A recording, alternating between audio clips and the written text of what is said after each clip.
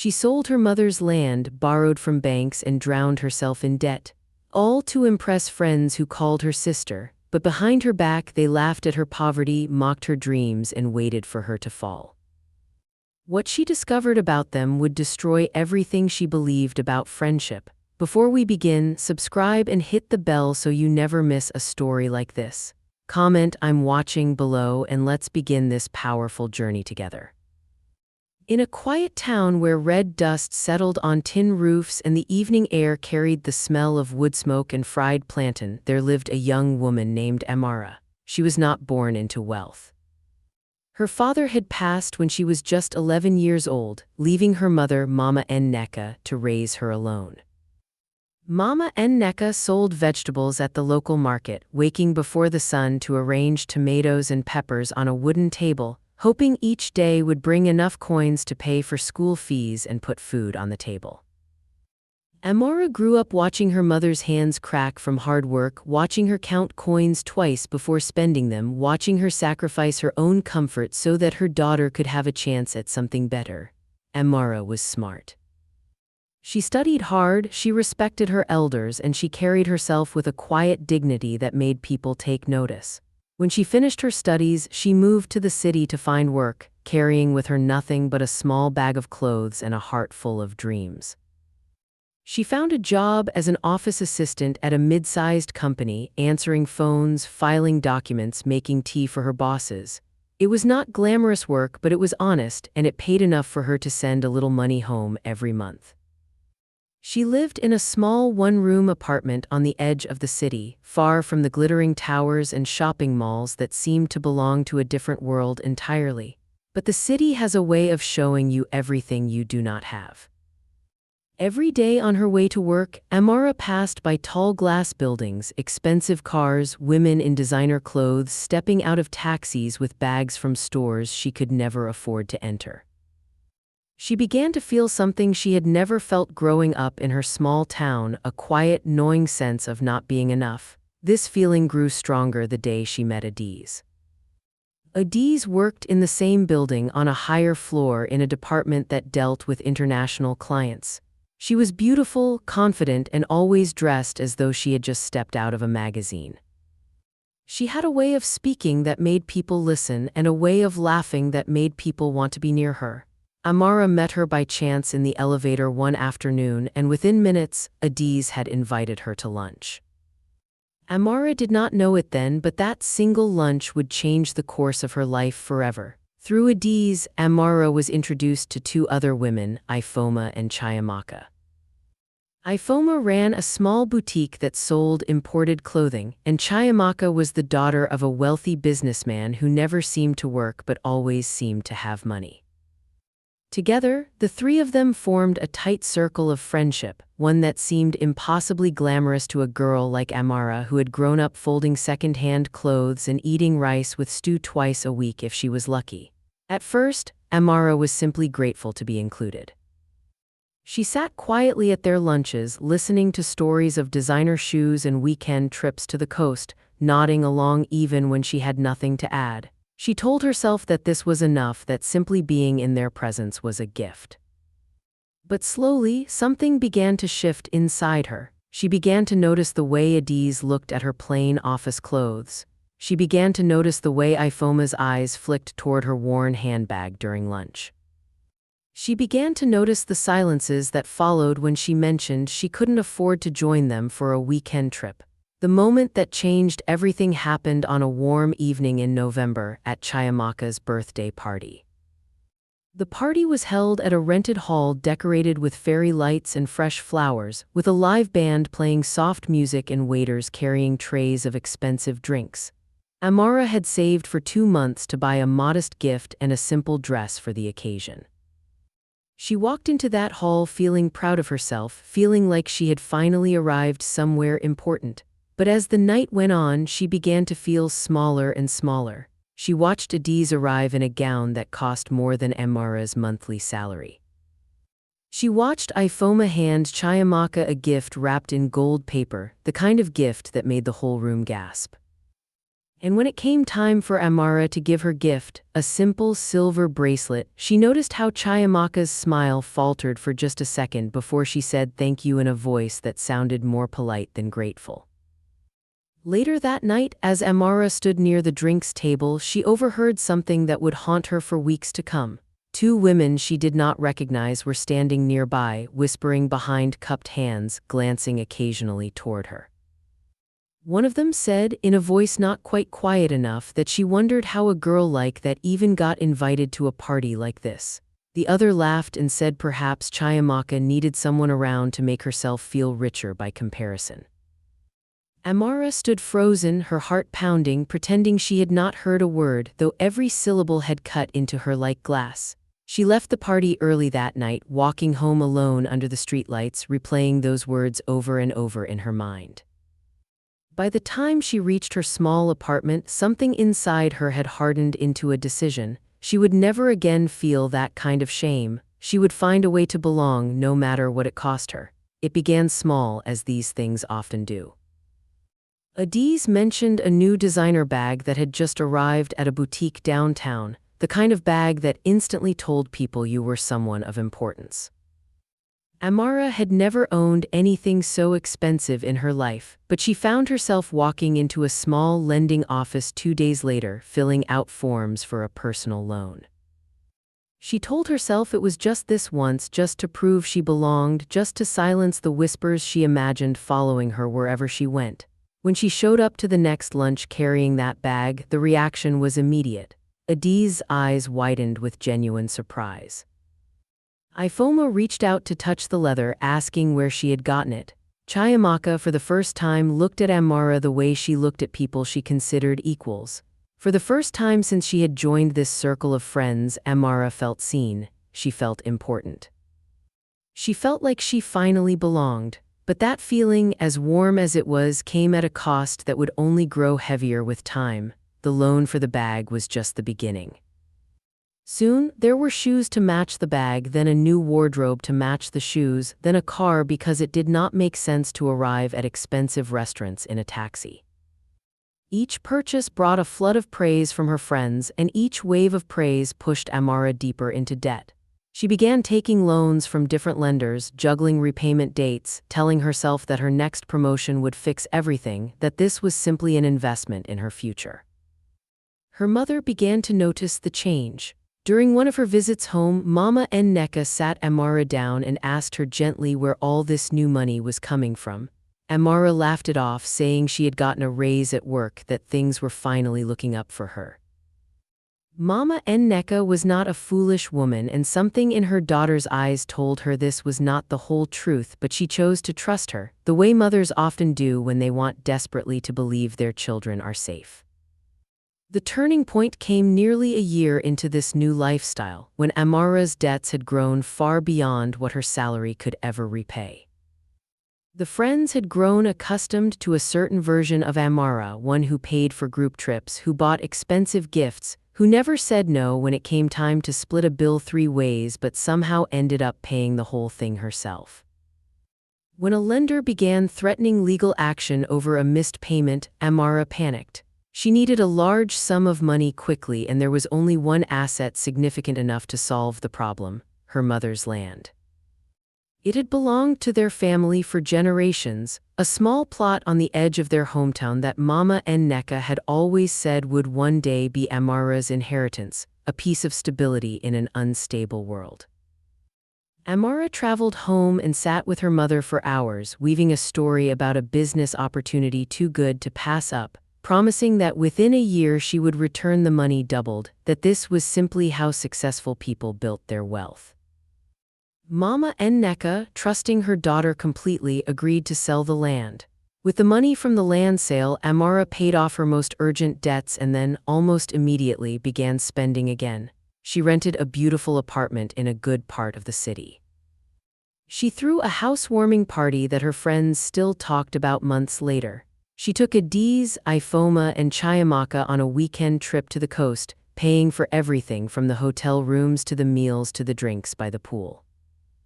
In photographs from that trip, Amara looked like the happiest woman in the world, surrounded by her closest friends, living the life she had always dreamed of. But behind that smile was a woman drowning in debt so deep she had stopped opening the letters from her lenders. During this time, Mama and Neka called often, asking gently when Amara might visit, asking about this business that had made such a difference in her life.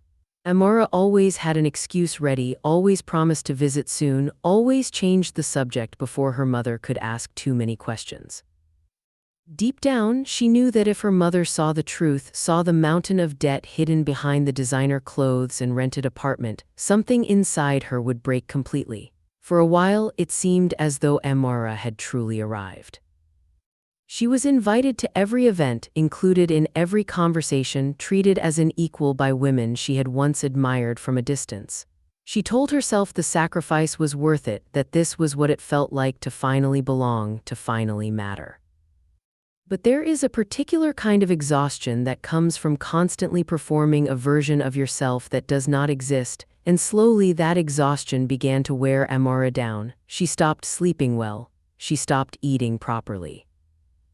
She smiled through headaches and hid her trembling hands whenever a bank called during lunch. The unraveling began on an ordinary Thursday evening, the kind of evening that gives no warning of the pain it is about to deliver. Amara had arrived early for a dinner with her friends at a rooftop restaurant, and finding herself alone at the table, she stepped away to the restroom to fix her makeup. On her way back, she paused near a corner hidden by a large decorative plant when she heard Adiz's voice drifting from the table. Adiz was laughing, telling Ifoma and Chiamaka that she could not believe how easy it had been all this time, that all it took was a little attention and Amara would pay for anything. Ifoma laughed and said she sometimes felt sorry for her, that it was almost sad how desperately she tried to keep up with them, how she clearly had no idea how ridiculous she looked doing it. Chiamaka, sipping her drink, added that she had always known Amara was not really one of them, that she only kept her around because she was useful, because someone had to pay when the rest of them didn't feel like it. Amara stood frozen behind that plant, her whole body going cold despite the warm evening air. Every gift she had bought, every trip she had paid for, every loan she had taken out to buy a bag or a dress, replayed in her mind like a cruel joke. She thought of her mother's land, sold to fund a friendship that had never been real. She thought of the sleepless nights, the panic attacks, the letters from lenders she was too afraid to open. And she realized, standing there in the shadow of that plant, that she had given everything she had to people who despised her. She did not confront them that night. She was too shattered, too disoriented to trust herself to speak without breaking down completely. Instead, she quietly left the restaurant, telling the waiter she was feeling unwell, and walked home through streets that suddenly felt colder and lonelier than they ever had before. She sat alone in her rented apartment that night, surrounded by designer bags and expensive shoes, feeling more alone than she had ever felt in her life. The confrontation came a week later, when Adiz called asking why Amara had been avoiding their messages. Amara finally found the courage to say what she had heard that night at the restaurant. There was a long silence on the other end of the phone, and then, instead of an apology, Adiz simply laughed, a cold, dismissive laugh, and said she didn't understand why Amara was making such a big deal out of it. She said friendships like theirs were built on convenience, that Amara should have known better than to expect anything deeper. Ifoma and Chiamaka, when confronted separately, offered no real remorse either, only cold justifications and thinly veiled irritation that Amara had dared to bring it up at all. Within days, the group chat that Amara had been part of for over a year went silent. Invitations stopped coming, calls went unanswered. It became painfully clear that without her money, without her willingness to fund their lifestyle, she had no place in their world at all. And as if the universe had decided this was the moment for every consequence to arrive at once, the lenders finally caught up with her. Legal notices began appearing at her door. Her landlord, informed of her financial troubles, gave her 30 days to vacate the apartment. The car she had bought to impress her friends was repossessed one morning while she stood on the street, watching helplessly. Amara had no choice but to return home to the small town she had left behind with such big dreams, carrying nothing but a single suitcase and the wreckage of everything she had built. The walk from the bus station to her mother's rented room felt like the longest walk of her life.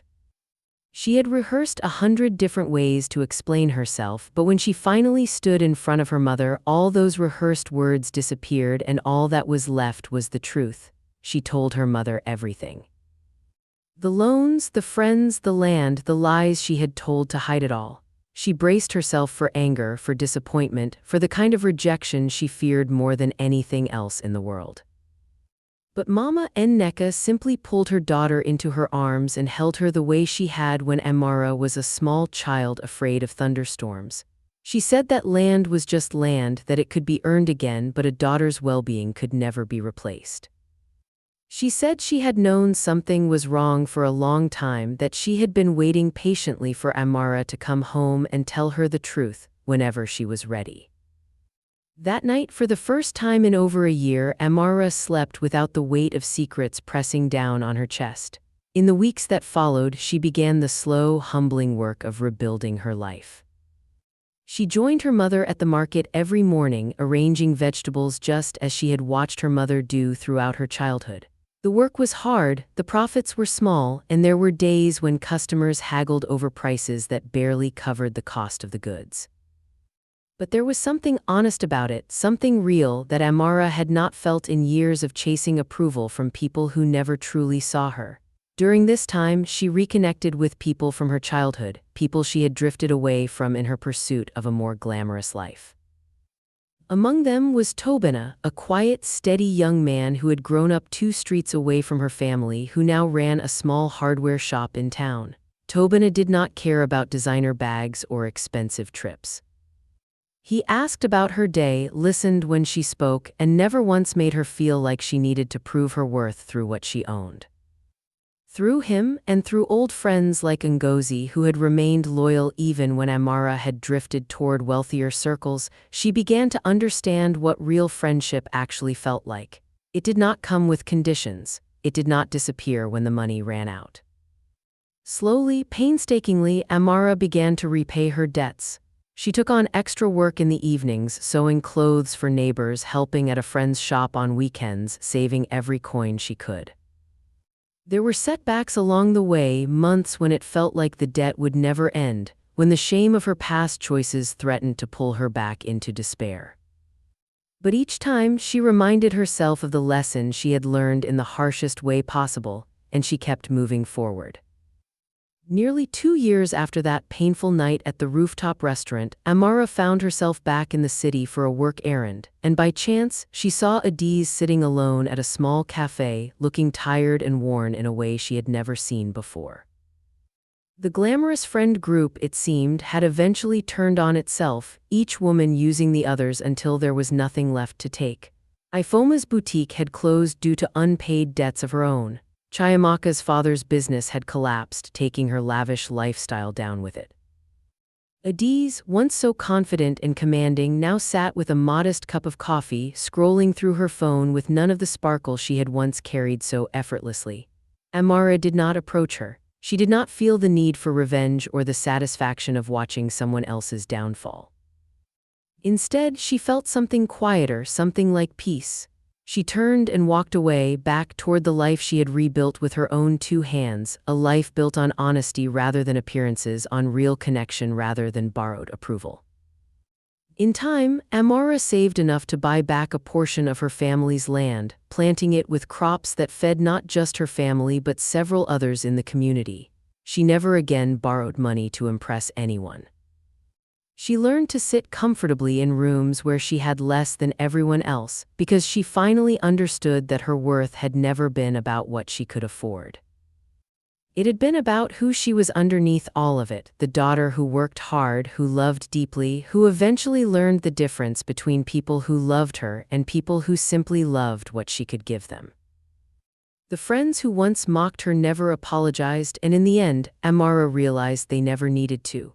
Their punishment had not come from her hands but from the same hollow foundation they had built their own lives upon, a foundation that could never hold weight once the money disappeared. True friendship, she came to understand, does not require gifts to prove its existence. It shows up quietly, stays through hard seasons, and never once makes you feel like you have to buy your place at the table. If this story touched your heart, like, share, and subscribe for more powerful tales. Tell us in the comments what you would have done in her place.